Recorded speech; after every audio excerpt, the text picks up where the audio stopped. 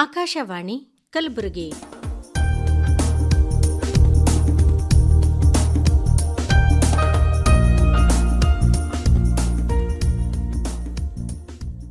ಕೇಂದ್ರ ಮುಂಗಡಪತ್ರದ ಕುರಿತಾಗಿ ಕೇಂದ್ರದ ರಾಸಾಯನಿಕ ಮತ್ತು ರಸಗೊಬ್ಬರ ಹಾಗೂ ನವೀಕರಿಸಬಹುದಾದ ಇಂಧನ ಖಾತೆಯ ರಾಜ್ಯ ಸಚಿವರಾದ ಭಗವಂತ ಖೂಬಾ ಅವರೊಡನೆ ಸಂದರ್ಶನ. ಸಂದರ್ಶಕರು ಡಾ. Sadananda Perla.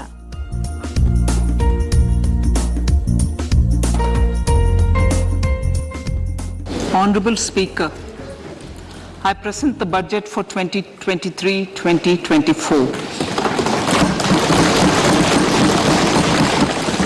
This is the first budget in Amrit Kal. This budget hopes to build on the foundation laid in the previous budget and the blueprint drawn for India at 100. We envision a prosperous and inclusive India in which the fruits of development will reach all sections and citizens, especially our youth, women, farmers, OBCs, scheduled castes and scheduled tribes. In the 75th year of our independence, the world has recognized the Indian economy as a bright star. Our current year's economic growth is estimated to be at 7%. It is notable that this is the highest among all the major economies.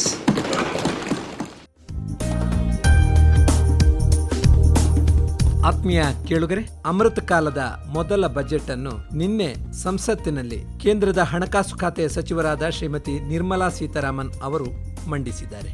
ಆಯವ್ಯಯ ಪತ್ರವು ಅನೇಕ ವಿಶೇಷ ಕಾರ್ಯಕ್ರಮಗಳನ್ನು ಒಳಗೊಂಡಿದೆ. ಈ ಬಗ್ಗೆ ಇದೀಗ ಕೇಂದ್ರ ಸರ್ಕಾರದ ರಾಸಾಯನಿಕ ಮತ್ತು ರಸಗೊಬ್ಬರ ಹಾಗೂ ನವೀಕರಿಸಬಹುದಾದ ಇಂಧನಗಳ ಖಾತೆಯ ರಾಜ್ಯ ಸಚಿವರಾದ ಶ್ರೀ ಭಗವಂತ ಖೂಬಾ ಅವರು ಇದೀಗ ನಮ್ಮೊಡನಿದ್ದಾರೆ. ಅವರು ಬಜೆಟ್ನ ಬಗ್ಗೆ ಏನು ಅಭಿಪ್ರಾಯವನ್ನು ವ್ಯಕ್ತಪಡಿಸುತ್ತಾರೆ ಅನ್ನೋದನ್ನ ತಿಳ್ಕೊಳ್ಳೋಣ. ಈಗ ನೇರವಾಗಿ ದೆಹಲಿಯಲ್ಲಿರುವ ಕೇಂದ್ರ ಸಚಿವರನ್ನ ಇದೀಗ ಮಾತನಾಡಿಸೋಣ.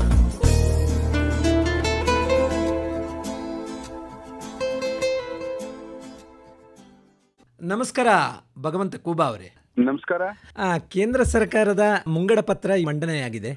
ನೀವು ಏನು ಆ ಬಗ್ಗೆ ಅಭಿಪ್ರಾಯ ವ್ಯಕ್ತಪಡಿಸ್ತೀರಿ? ನೋಡಿ, ಇವತ್ತು ಕೇಂದ್ರ ಸರ್ಕಾರದಿಂದ 2023-24 ಬಜೆಟ್ ಅನ್ನ ಮುಂಬರುವಂತ 25 ವರ್ಷ ಅಂದ್ರೆ 2047 ಅಂದ್ರೆ ಸ್ವಾತಂತ್ರ್ಯ ಸಿಕ್ಕಿ ಶತಾಬ್ದಿ ವರ್ಷದಲ್ಲಿ ಹೌದು ದೇಶದ ಕೃಷಿಕ ಆಧುನಿಕವಾಗಿ ಕೃಷಿಯನ್ನ ಮಾಡಬೇಕು. ಯುವ ಜನತೆ ಸಾಕಷ್ಟು ಅವಕಾಶಗಳನ್ನ ಬಳಸ್ಕೊಂಡು ತಮ್ಮ ಉಜ್ವಲ ಭವಿಷ್ಯವನ್ನ ನಿರ್ಮಾಣವನ್ನ ಮಾಡಬೇಕು. ದೇಶದ ಮೂಲಭೂತ ಸೌಕರ್ಯಗಳಾದಂತ ರಸ್ತೆಗಳು, ವಿಮಾನಯಾನ, ರೈಲ್ವೆ, ಆಮೇಲೆ ವಾಟರ್ ವೇಸ್ ಇವೆಲ್ಲವೂ ವಿಶ್ವ ದರ್ಜೆ ಉತ್ಕೃಷ್ಟವಾಗಿ ದೇಶದ ನಾಗರಿಕರ ಬಳಕೆಗೆ ಮತ್ತು ಅನುಭವಕ್ಕೆ ಬರುವಂತದ್ದಾಗಬೇಕು. ಆಮೇಲೆ ವಿಶ್ವಕರ್ಮ ಸಮಾಜ ಆದಿ ಕಾಲದಿಂದಲೂ ಸಮಾಜ ಮತ್ತು ದೇಶ ನಿರ್ಮಾಣದಲ್ಲಿ ತನ್ನದೇ ಆದಂತ ಕಾಯಕದಲ್ಲಿ ನಿರತರಾಗಿ ಸಮಾಜವನ್ನೇ ಕಟ್ಟಿದಂತದ್ದು ನಮ್ಮ ಭಾರತೀಯರಿಗೆ ಬಹಳ ಚೆನ್ನಾಗಿ ಅನುಭವ ಇದೆ. ಹೀಗಾಗಿ ಈ ವರ್ಷ ವಿಶ್ವಕರ್ಮ ಸಮಾಜದಲ್ಲಿ ಅತಿ ಹೆಚ್ಚು ಯುವಕರಿಗೆ ಒಂದು ಕೌಶಲ್ಯವನ್ನ ತರಬೇತಿಯನ್ನ ಕೊಟ್ಟಿ ಅವರಿಗೆ ಬೇಕಾಗಿದ್ದಂತ ಸಾಮಗ್ರಿ ಉಪಕರಣಗಳನ್ನ ಒದಗಿಸಿ ಅವರು ತಯಾರು ಮಾಡುವಂತ ವಸ್ತುಗಳನ್ನ ಮಾರ್ಕೆಟ್ ಅನ್ನ ಕೊಟ್ಟಿ ಹೀಗಾಗಿ ಇದು ಒಂದು ದೊಡ್ಡ ಮಟ್ಟದಲ್ಲಿ ಆ ಒಂದು ವರ್ಗಕ್ಕೆ ಅನುಕೂಲ ಆಗ್ತದೆ. ಮತ್ತು ಪೋಸ್ಟ್ ಕೋವಿಡ್ ನಂತರ ಟ್ಯಾಕ್ಸ್ ಅಲ್ಲಿ ಯಾವುದೇ ಹೆಚ್ಚು ಮಾಡಿಲ್ಲ. ಅನೇಕ ಸಾಮಾನ್ಯ ಮಧ್ಯಮ ವರ್ಗದವರು ಬಳಕೆ ಮಾಡುವಂತ ವಸ್ತುಗಳನ್ನ ಅದ್ರ ಟ್ಯಾಕ್ಸ್ ಅನ್ನ ಕಡಿಮೆ ಮಾಡಲಾಗಿದೆ. ಉದಾಹರಣೆಗೆ ಇವತ್ತು ವಾಹನದಿರ್ಬಹುದು, ಮೊಬೈಲ್ ಇರಬಹುದು, ಬ್ಯಾಟ್ರಿದ್ ಇರಬಹುದು, ಹೀಗೆ ಅನೇಕ ವಸ್ತುಗಳ ಮೇಲಿಂದ ಸುಂಕವನ್ನ ಕಡಿಮೆ ಮಾಡಲಾಗಿದೆ. ಆಮೇಲೆ ಮಧ್ಯಮ ವರ್ಗದವ್ರದ್ದು ಏನೋ ಯಾವಾಗ್ಲೂ ಒಂದು ಬೇಡಿಕೆ ಇರ್ತಿತ್ತು, ಇನ್ಕಮ್ ಟ್ಯಾಕ್ಸ್ ನಲ್ಲಿ ಅವರಿಗೆ ಒಂದ್ ಸ್ವಲ್ಪ ಜಾಸ್ತಿ ಗರಿಷ್ಠ ಮಟ್ಟದ ಇರ್ಬೇಕಂತ. ಅದಕ್ಕೆ ಈಗ ಈ ಹೋದ ಸರ್ತಿ ಈಗ 5 ಲಕ್ಷಕ್ಕಿದ್ದನ್ನ 7 ಲಕ್ಷ ಹೋದ ತಕ್ಷಣ ಸಾಕಷ್ಟು ರಿಲೀಫ್ ಬಂದ್ಬಿಡ್ತು. ಆಮೇಲೆ ನಿವೃತ್ತ ಹೊಂದಿದಂತ ಜನರಿಗೆ ಅವರಿಗೆ ಸಾಕಷ್ಟು ರಿಯಾಯಿತಿಯನ್ನು ಒದಗಿಸಲಾಗಿದೆ. ಹೀಗಾಗಿ ಕೃಷಿಕರಿಗೆ ಈ ಬಜೆಟ್ ಏನಿದೆ ಗ್ರಾಮೀಣ ಭಾಗದವರಿಗೆ, ನಗರ ಪ್ರದೇಶದವರಿಗೆ, ದೀನ ದಲಿತರಿಗೆ, ಅನೇಕ ದಶಕಗಳಿಂದ ವಂಚಿತರಿಗೆ, ಅದರಲ್ಲಿ SHG ಗ್ರೂಪ್ಗಳಿಗೆ ದೊಡ್ಡ ಮಟ್ಟದಲ್ಲಿ ಸಹಾಯವನ್ನು ಒದಗಿಸಲಾಗಿದೆ.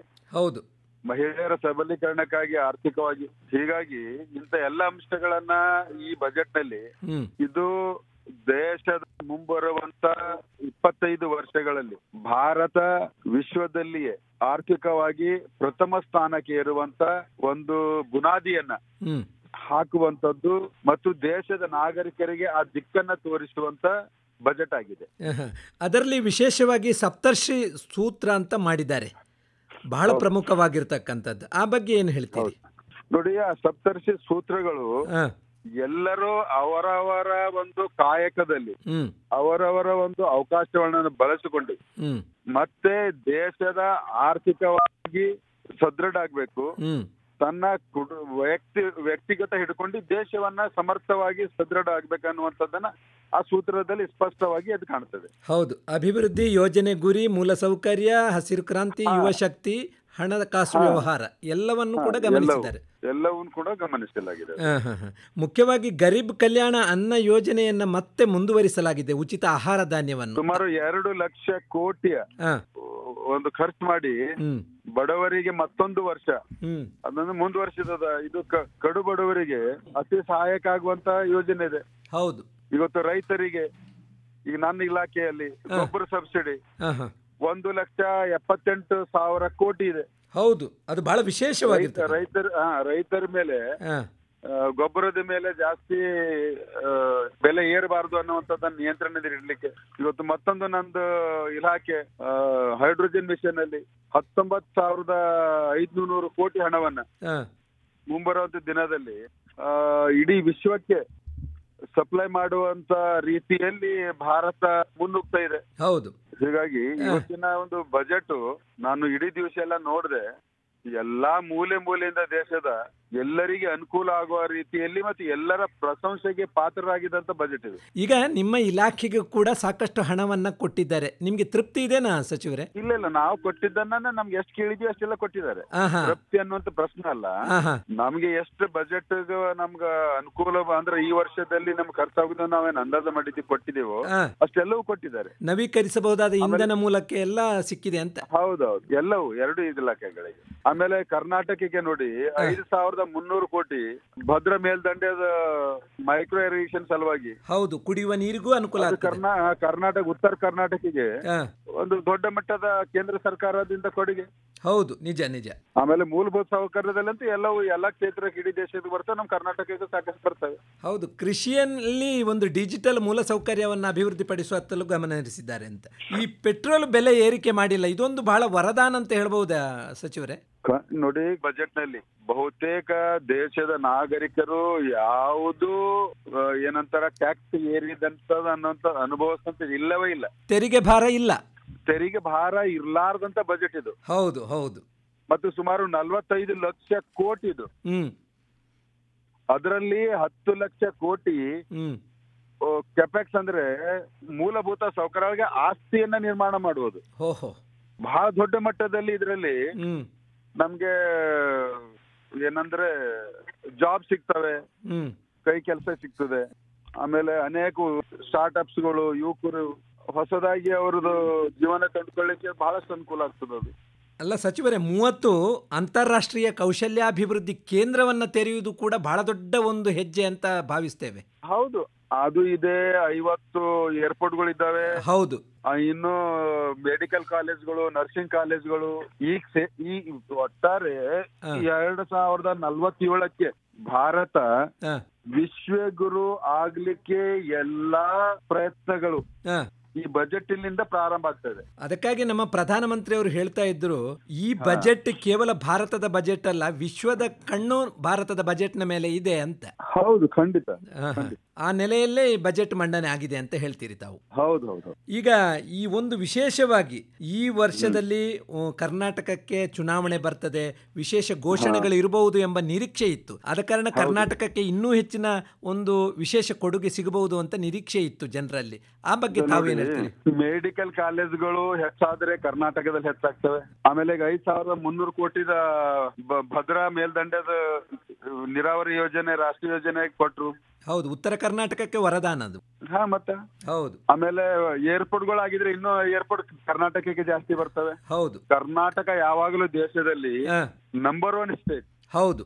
ಎಲ್ಲಾ ಮೂಲಭೂತ ಸೌಕರ್ಯಗಳ ಸದ್ಬಳಕೆಯನ್ನ ಮಾಡ್ಕೊಳ್ಳಿಕ್ಕೆ ಮತ್ತು ತಗೊಳ್ಳಿಕ್ಕೆ ಯೋಗ್ಯವಾದಂತದ್ ರಾಜ್ಯ ಅಂದ್ರೆ ನಮ್ಮ ಕರ್ನಾಟಕ. ಹೌದು ಹೌದು ಹೌದು. ಹೀಗಾಗಿ ಇವತ್ತಿನ ಇರೋಂಥದ್ದು ಎಲ್ಲಾ ಮೂಲಭೂತ ಸೌಕರ್ಯಗಳಲ್ಲಿ ಅದ್ರ ಹೆಚ್ಚಿನ ಲಾಭವನ್ನ ನಮ್ಮ ಕರ್ನಾಟಕಕ್ಕೆ ಪಡೆದುಕೊಳ್ತದೆ. ಆ ಸಾಮರ್ಥ್ಯ ಇದೆ ಕರ್ನಾಟಕಕ್ಕೆ. ಅಂದ್ರೆ ಜನಸಾಮಾನ್ಯರಿಗೆ ಪರವಾಗಿರ್ತಕ್ಕಂಥ ಬಜೆಟ್ ಅನ್ನೋದು ನಿಮ್ಮ ಅಭಿಪ್ರಾಯ? ಇಲ್ಲ, ಜನಸಾಮಾನ್ಯರಿಗೆಲ್ಲ ಬಡವರಾಗಿ ಹಿಡ್ಕೊಂಡು ಎಲ್ಲ ಉಳ್ಳವ್ರ ತನಕ ಎಲ್ಲಾ ವರ್ಗದವರಿಗೆ ಖುಷಿ ಕೊಡುವಂತದ್ದು ಬಜೆಟ್. ಹೌದು. ಆದಾಯ ಮಿತಿ ಏರಿಕೆ 7 ಲಕ್ಷದವರೆಗೆ ಮಾಡಿದ್ದಾರೆ. ಅದು ಒಂದು ಬಹಳ ದೊಡ್ಡ ಹೆಜ್ಜೆ ಅಂತ ತಾವು ಭಾವಿಸ್ತೀರಾ? ಇಲ್ಲ ನೋಡಿ, ಸಾಮಾನ್ಯವಾಗಿ ಅಪೇಕ್ಷೆ ಪಡ್ತದೆ ವರ್ಗ, ಅಪೇಕ್ಷೆಗೆ ತಕ್ಕಂತೆ ಮಾಡಿದ್ದಾರೆ.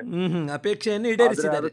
ಅದಕ್ಕೆ ಹೊರತುಪಡಿಸಿ ಅನೇಕ ಇವತ್ತು ಬಜೆಟಿನ ಅಂಶಗಳಿದ್ದಾವೆ. ಅದ್ರ ಡೈರೆಕ್ಟ್ಲಿ ಇಂಡೈರೆಕ್ಟ್ಲಿ ಲಾಭಗಳು ಎಲ್ಲರಿಗಾಗ್ತವೆ. ಹೌದು ಹೌದು. ಬಡವನ್ ಹಿಡ್ಕೊಂಡು ಶ್ರೀಮಂತನ ತನಕ ಆಗ್ತವೆ. ಈ ಒಂದು ಅಮೃತ ಕಾಲದ ಈ ಬಜೆಟ್ ಒಂದು ಹೊಸ ಶಕೆಯನ್ನೇ ಪ್ರಾರಂಭ ಮಾಡುತ್ತದೆ ಅಂತ ನೀವು ಭಾವಿಸ್ತೀರಿ? ಅದ್ಭುತ ದಿಕ್ಕನ್ನೇ ತೋರಿಸ್ತಾ ಇದೆ. ಹೌದು ಹೌದು. ಕೊನೆಯದಾಗಿ ನಮ್ಮ ಕೇಳುಗರಿಗೆ ಕೇಂದ್ರದ ಈ ಬಜೆಟ್ನ ಬಗ್ಗೆ ನಿಮ್ಮ ಆಶಯವನ್ನು ಹೇಗೆ ಹಂಚಿಕೊಳ್ತಾ ಇದ್ದೀರಿ? ಬಜೆಟ್ ಎಲ್ಲರಿಗೆ ಅನುಕೂಲವಾಗುವಂತ ರೀತಿಯಲ್ಲಿ ಬಜೆಟ್ ಇದೆ. ನಾವು ಈ ದೇಶದ ಪ್ರಜೆಗಳಾಗಿ ನಮ್ಮ ಬದುಕನ್ನ ಸುಂದರ ಬದುಕು ಮಾಡ್ಕೋಬೇಕು, ಆರ್ಥಿಕವಾಗಿ ಸದೃಢ ಆಗ್ಬೇಕು. ನಾವು ಸದೃಢ ಆಗಿದ್ರೆ ದೇಶ ಸದೃಢ ಆಗ್ತದೆ. ನಿಜ. ಹೀಗಾಗಿ ಬಸವಣ್ಣನವರು ಹೇಳಿದಂಗೆ ಕಾಯಕವೇ ಕೈಲಾಸ, ಆ ಒಂದು ವಚನದ ಅರ್ಥದಲ್ಲಿ ನಮ್ಮ ಬದುಕು ಈ ಒಂದು ಬಜೆಟಿನ ಮುಖಾಂತರ ಜೀವನ ರೂಪಿಸ್ಕೊಳ್ಬೇಕನ್ನುವಂಥದ್ದನ್ನ ನಾನು ನಿಮ್ಮೆಲ್ಲ ಕೇಳುಗರಿಗೆ ನಾನು ಹೇಳಕ್ ಇಷ್ಟಪಡ್ತೀನಿ. ತುಂಬಾ ಒಳ್ಳೆಯದು.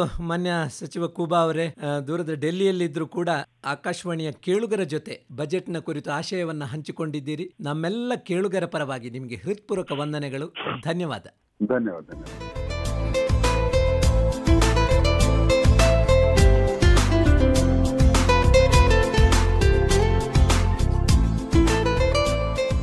ಇದುವರೆಗೆ ಕೇಂದ್ರ ಮುಂಗಡ ಪತ್ರದ ಕುರಿತಾಗಿ ಕೇಂದ್ರದ ರಾಸಾಯನಿಕ ಮತ್ತು ರಸಗೊಬ್ಬರ ಹಾಗೂ ನವೀಕರಿಸಬಹುದಾದ ಇಂಧನ ಖಾತೆಯ ರಾಜ್ಯ ಸಚಿವರಾದ ಭಗವಂತ್ ಖೂಬಾ ಅವರೊಡನೆ ಸಂದರ್ಶನ ಕೇಳಿದ್ರಿ.